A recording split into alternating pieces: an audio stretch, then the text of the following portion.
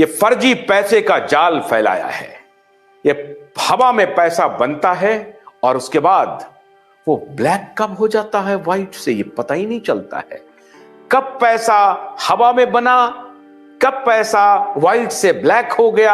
आज इस सब माया जाल पर चर्चा करने के लिए स्वागत करते हैं प्रोफेसर संजीव शर्मा का।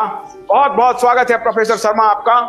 और हमारे दूसरे थैंक यू आशुतोष जी, बहुत thank you very much professor Sharma. और हमारे जो दूसरे पैनलिस्ट हैं, भारत देश के युवा भारत नवनिर्माण संगठन और हमारे राजीव भाई दीक्षित के बहुत बड़े फॉलोअर में से एक अंकित आज वो भी हमारे साथ हैं। किस प्रकार से देश में युवाओं के बीच जा करके अंकित जैसे युवा, इनके सहयोगी किस प्रकार से देश में अलग जगा रहे हैं। मैं तो अंकित जैसे युवा को सल्यूट करता हूं कि ऐसे लोग हमारे साथ हैं जो राजीव भाई दीक्षित की मसाल को बुझने नहीं देंगे। अंकित आपका भी बहुत बहुत स्वागत है। अगर अंकित आ गए हैं, अंकित आने वाले हैं, जुड़ने वाले हैं, थोड़ी देर में अंकित भी जुड़ेंगे।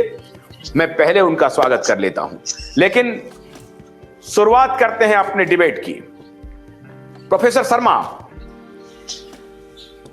हमारा जो विषय है आज, हमारा विषय है हवा में पैसा बनता कैसे है।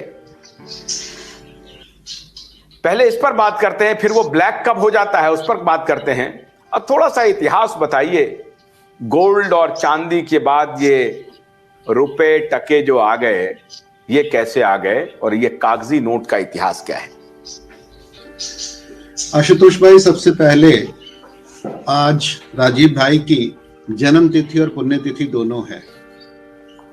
और जैसा कि आपने कहा कि आजादी, हमें जो राजनीतिक आजादी थी, संवैधानिक आजादी थी, वो हमें 1947 में मिली।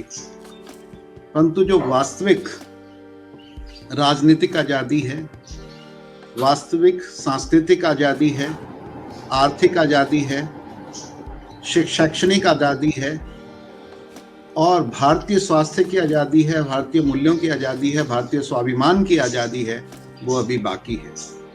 और भारत की संपूर्ण आजादी, यानी भारत स्वाभिमान आंदोलन के प्रणेता और जन जन में, भारत के कोने कोने में भारतीयों को भारतीयता के मूल्य, स्वाभिमान, देशभक्ति और हमारी जो असलियत है उससे जागरूक करवाने के लिए जो काम किया है, जो हमारे आधुनिक जो ऋषि तुल्य राजीव भाई दीक्षित ने किया है, तो उनको सबसे पहले हम भावभीनी श्रद्धांजलि देते हैं, शत शत नमन करते हैं। क्योंकि हम लोग जो अपने देश के लिए जो सोच पाए, समझ पाए और जो करने का हिम्मत जुटा पा रहे हैं, उस पर बहुत बड़ी जो प्रेरणा है वो राजीव भाई की है।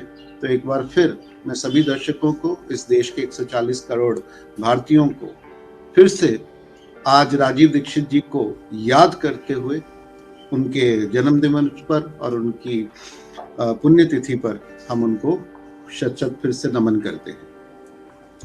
तो आज का जो विषय है वो है रुपया और करप्शन।